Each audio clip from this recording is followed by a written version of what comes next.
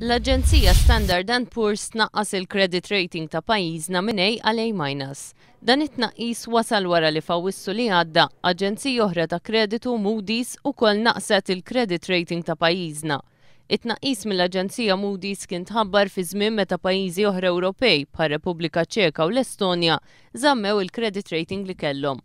Minkejja li Standard & Poor's naqset il-credit rating ta' pajjiżna, din l-Aġenzija m'għamlitx l-istess fil-konfront ta' numru ta' pajjiżi oħra Ewropej, fosthom il-Belġju, l-Estonja, il-Finlandja, il-Ġermanja, l-Irlanda, il-Lussemburgu u l-Olanda.